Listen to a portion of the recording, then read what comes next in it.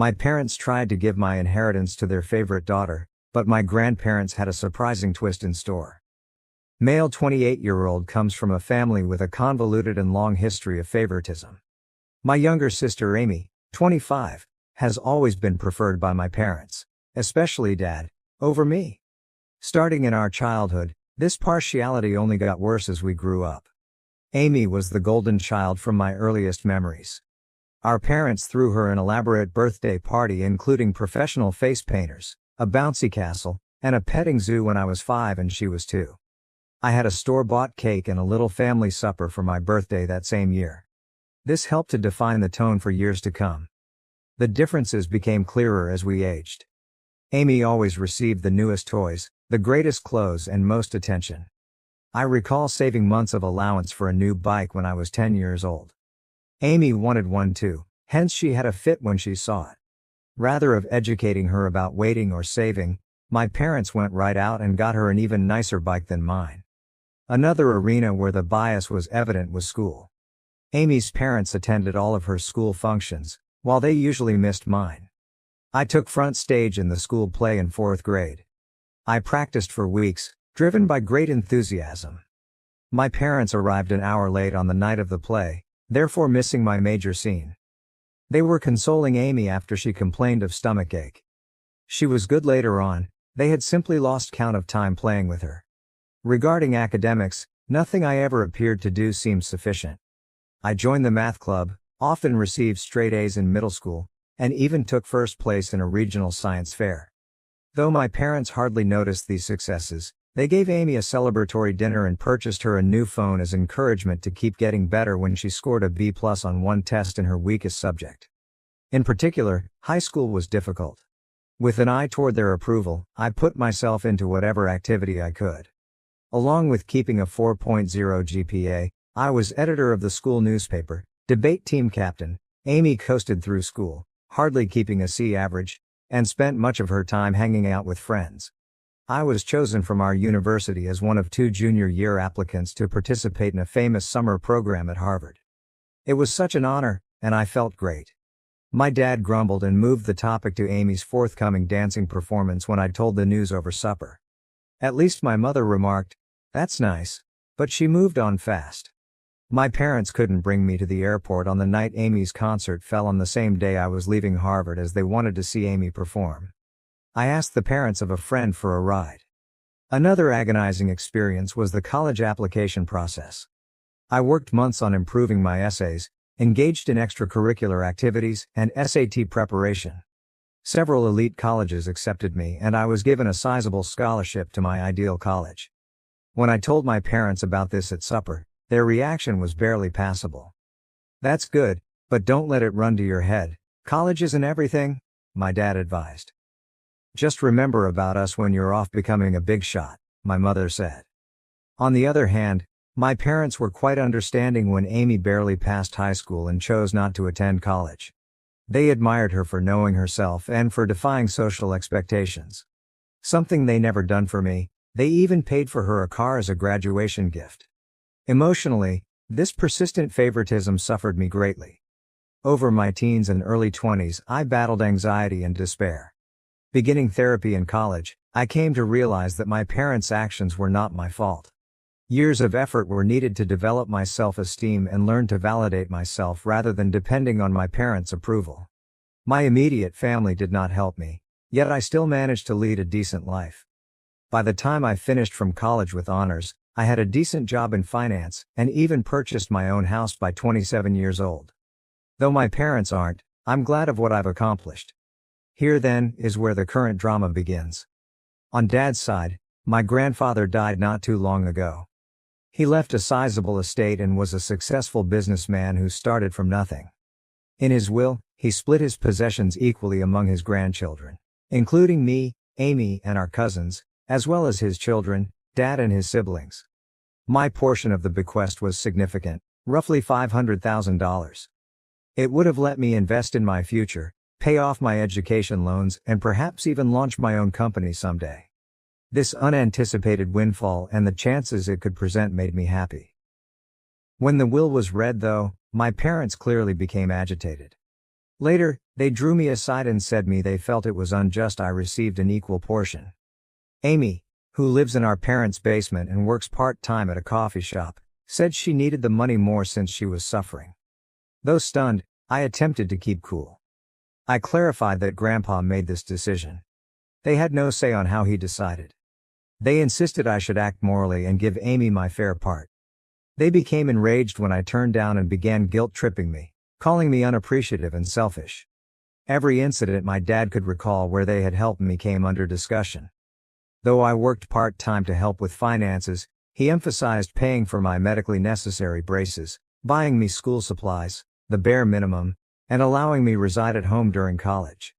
He conveniently forgot about the car they bought Amy, the many shopping sprees, and the fact they still support her at 2025. The matter got rapidly more serious. Acting as the will's executor, my dad chose to handle things himself. Along with her own inheritance, he declared he would be interpretation Grandpa's intentions and give Amy my whole part. He said Grandpa would have wished if he had known our unique situation. I was broken. This was not only obviously illegal but also a terrible reminder of how little my parents thought of me. Pointing that Grandpa had always treated all his grandchildren equally and that he was aware of our circumstances, I tried to reason with them. Then my mother accused me of speaking ill of the deceased by implying Grandpa would have preferred anything else than what my dad was advocating. I mentioned certain memories of Grandpa pushing my academic and career goals, but my parents brushed off these as misinterpretation. They said Grandpa wanted to make sure Amy was taken care of and had privately voiced worry about her future. They had no response when I asked why he hadn't simply penned the will that way then. Amy, for her part, was awkward about the circumstances but did not voice criticism of our parents. She merely shrugged and said, "Mom and Dad know best," when I tried to chat to her alone. She obviously wasn't going to be much help. Feeling misled and wounded, I asked Grandpa's widow, my paternal grandma, for guidance. Hearing what was happening, she became enraged. She informed me that my parents had no authority to alter the will and that this was exactly not what Grandpa had planned. Grandma sent some material that clarifies the matter. Several years ago, apparently, my parents asked Grandpa to give everything to Amy in his will. Grandpa had steadfastly objected, saying he thought all of his grandchildren should be treated equally. He had even included a stipulation in his will declaring that anyone challenging the equitable distribution would lose their portion. Equipped with this knowledge, I challenged my parents. Grandma's disclosure of their earlier attempt to affect the will startled them. Saying they were only looking out Amy's future helped my dad try to defend it, but I could see the guilt on their faces. Grandmother acted right away. She got in touch with her will's other executors and attorney. She also got in touch with my dad's siblings, who shared her equally strong indignation at what he was attempting. Taken together, they stopped my dad's scheme and guaranteed that the will would be carried out as stated. Though they are unhappy with me, my parents were obliged to back off. They argued I should have handled this in-house instead of involving others and accused me of turning the family against me. My mother sobbed over how I had split the family and deceived them. I said I had never expected anything from them anyway, when my dad threatened to cut me out of their will totally. Now, should I accept the inheritance, they are threatening to break off all communication. My dad even went so far as to suggest that I would not be welcome in their house should I inherit it. In a particularly low blow, my mother remarked that my acceptance of the money reveals that I never truly loved them and was merely ready to profit from their passing. The matter splits the extended family. A few of my cousins are encouraging since they understand the long-standing favoritism and value me for advocating myself. Others believe I should have yielded in order to preserve peace since family harmony comes first over financial considerations. Although my dad's siblings are definitely on my side, this has strained their relationship as well as my parents. Amy finds herself enmeshed in all this. She confided in me privately that although she feels bad and didn't ask for this, she is not ready to challenge our parents. She's been trained her whole life to depend on them and seek their praise, hence I don't blame her totally. Still, a part of me longs she would help me just once. This circumstance has brought out a lot of past suffering and bitterness. I find myself remembering all the times I was passed over or discounted in favor of Amy, the birthday celebrations I missed, the school functions my parents missed, the successes that went unreported. This one occurrence seems to be bringing to a head a lifetime of unfairness. Though the whole affair has caused a great divide in the family, I am keeping my ground and want to take my inheritance as Grandpa meant. My parents hardly talk to me, and family get-togethers have grown awkward. I missed our monthly family meal last week for the first time ever since I could stand the cold shoulders and accusing glares. Though there is turmoil, a tiny bit of me feels empowered. I'm confronting the unfair treatment by my parents for the first time in my life. I'm declaring my value and refuse to be written off. It's both terrible and freeing at once. Though I think I'm in the right here, the family drama is draining me. Something I hadn't experienced since college, I have started having anxiety attacks once more. To assist handle all this stress, I'm thinking about returning to therapy. Am I the one who should have refused to comply with my parents' expectations and accepted my inheritance? Should I have simply handed Amy the money to maintain peace? Although I'm bored of being the family scapegoat, I also fear losing my family totally. Any guidance or viewpoint would be much valued. Update. Since my first post 6 months ago, a lot has happened. I want to thank everyone for their support and guidance. It truly kept me strong during trying circumstances. Let me start with the legal aspect of things. Many of you advised, and I did see my own attorney. He verified that I had every right to inherit and that what my dad attempted was in fact illegal. He helped me record everything and ready to act legally should needed. Fortunately, things did not transpire as such. Along with my dad's siblings, my grandma and her attorney worked out matters without involving court. I got my whole fortune and the will was carried out exactly as intended. Because of his will manipulation attempts, my dad was removed as an executor. This was a somewhat demanding process spanning several weeks. My parents threatened litigation, there were tense meetings and furious phone calls, but ultimately the law was unambiguous and they had to back off. Still ongoing though, the family fallout has been noteworthy. At first, my parents doubled down on their viewpoint. They charged me with being avaricious and neglectful of my sister. They also sought to mobilize other family members against me, disseminating allegations that I had somehow coerced Grandpa into giving me money. Luckily, most of the family saw through their trickery. About 1 month following the will's acceptance, there was one really unpleasant occurrence at a family gathering. When my parents showed there unannounced, my aunt was hosting and hadn't asked them to come. They started a scene. Starting to shout about how I had taken from Amy and corrupted Grandma against her, my dad became saying I had ruined all these wonderful memories. My mother flung an old photo album squarely at my feet. It was awkward and terrible. It took several relatives to cool things down and persuade my parents to leave. Bless her heart, my grandmother turned out to be my most powerful supporter over all of this. She related tales of how my grandfather had always been pleased of my achievements and how he especially wanted to make sure all his grandchildren had equal chances.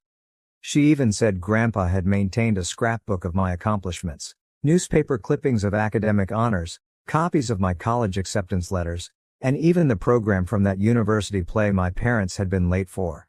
This insight was sad as well as wonderful. Grandma also volunteered to straighten the records with the wider family.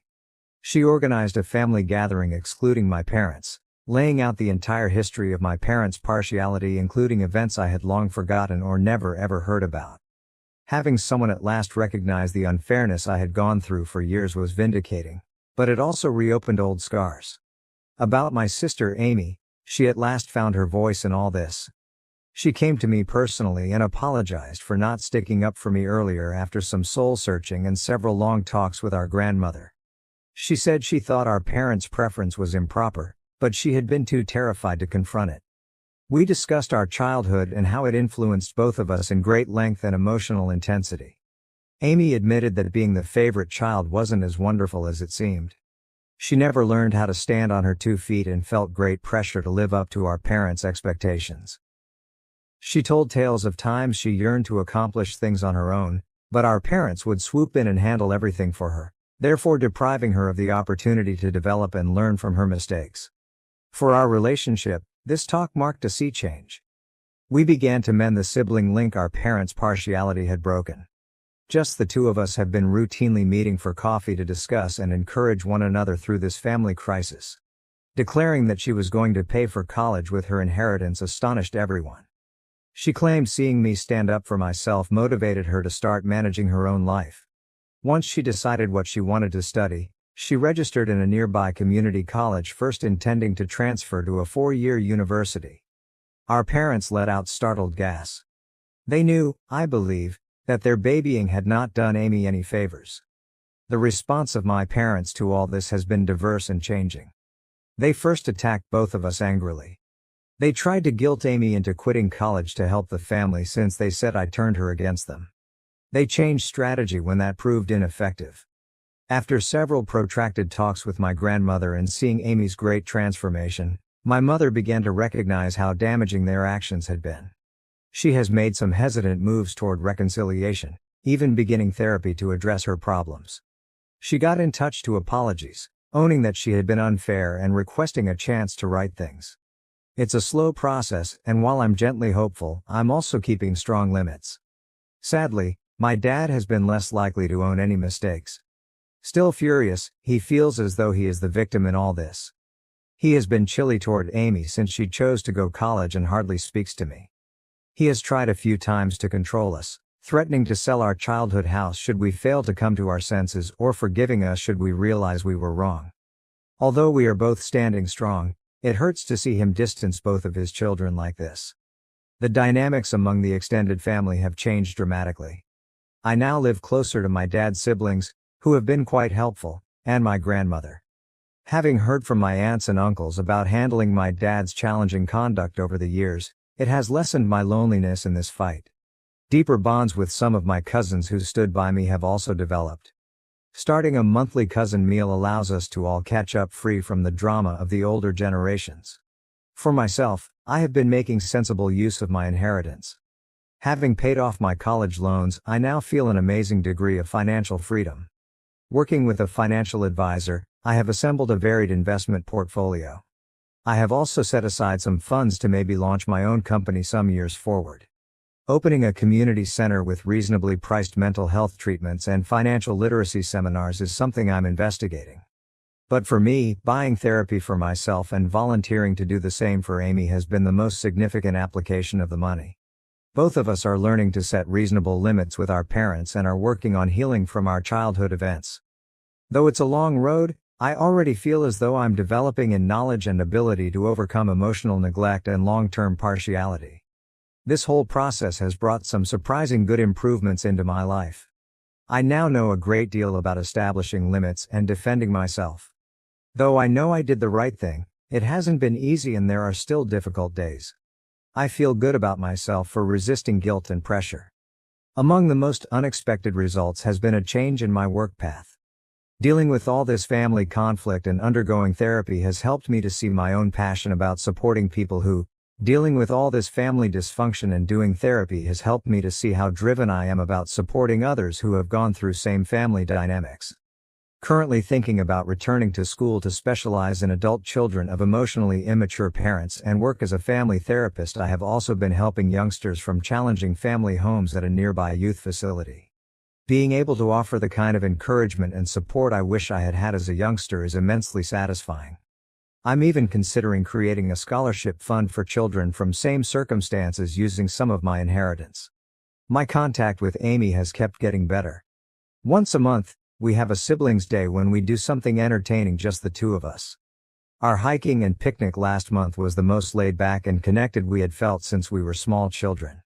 Without our parents' influence, we are gently reconstructing our connection on our own terms. Regarding my parents, things remain tricky.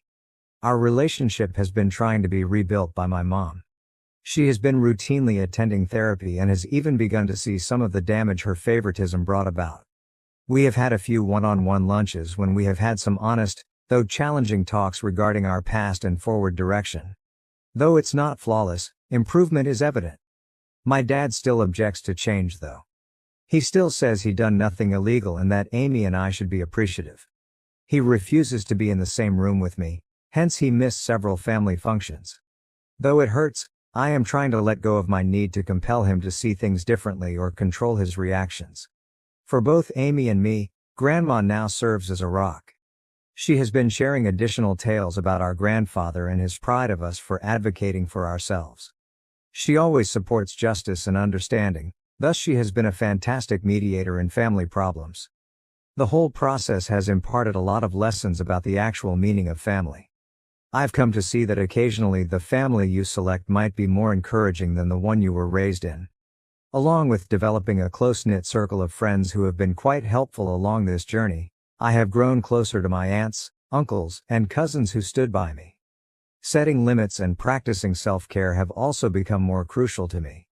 I'm growing better at saying no to circumstances that compromise my mental health, and I no longer feel bad about giving my personal well-being top priority. I was so preoccupied with trying to achieve my parents' favor that I had always put off investigating new interests and hobbies. To those in same circumstances, I would wish to advise not let someone make you feel bad about getting what is rightly yours. Even if it generates controversy, it's reasonable to defend yourself. Though family dynamics might be complex, you are deserving of fair treatment. Remember, you never have too late to begin developing the life you are due. See a therapist if necessary. Surround yourself with encouraging people, and don't hesitate to establish limits. Who you are personally defines your value, not how your family treats you. I want to thank each of you once more for your suggestions and encouragement. It meant more than what you would have known during a really trying period. Although the road has not been simple, I am excited about the future and confident in self-assurance I have not experienced in years. Where this new chapter of my life will lead excites me, and I am resolved to stop the pattern of favoritism and build better relationships in my own future family. Regarding my parents, things remain tricky. Our relationship has been trying to be rebuilt by my mom. She has been routinely attending therapy and has even begun to see some of the damage her favoritism brought about. We have had a few one-on-one lunches when we have had some honest, though challenging talks regarding our past and forward direction. Though it's not flawless, improvement is evident. My dad still objects to change though. He still says he done nothing illegal and that Amy and I should be appreciative. He refuses to be in the same room with me, hence he missed several family functions. Though it hurts, I am trying to let go of my need to compel him to see things differently or control his reactions. For both Amy and me, Grandma now serves as a rock. She has been sharing additional tales about our grandfather and his pride of us for advocating for ourselves. She always supports justice and understanding, thus she has been a fantastic mediator in family problems. The whole process has imparted a lot of lessons about the actual meaning of family. I've come to see that occasionally the family you select might be more encouraging than the one you were raised in. Along with developing a close-knit circle of friends who have been quite helpful along this journey, I have grown closer to my aunts, uncles, and cousins who stood by me. Setting limits and practicing self-care have also become more crucial to me. I'm growing better at saying no to circumstances that compromise my mental health, and I no longer feel bad about giving my personal well-being top priority. I was so preoccupied with trying to achieve my parents' favor that I had always put off investigating new interests and hobbies. To those in same circumstances, I would wish to advise not let someone make you feel bad about getting what is rightly yours. Even if it generates controversy, it's reasonable to defend yourself. Though family dynamics might be complex, you are deserving of fair treatment. Remember, you never have too late to begin developing the life you are due. See a therapist if necessary. Surround yourself with encouraging people, and don't hesitate to establish limits. Who you are personally defines your value, not how your family treats you. I want to thank each of you once more for your suggestions and encouragement. It meant more than what you would have known during a really trying period. Although the road has not been simple, I am excited about the future and confident in self-assurance I have not experienced in years. Where this new chapter of my life will lead excites me, and I am resolved to stop the pattern of favoritism and build better relationships in my own future family. Thank you for watching.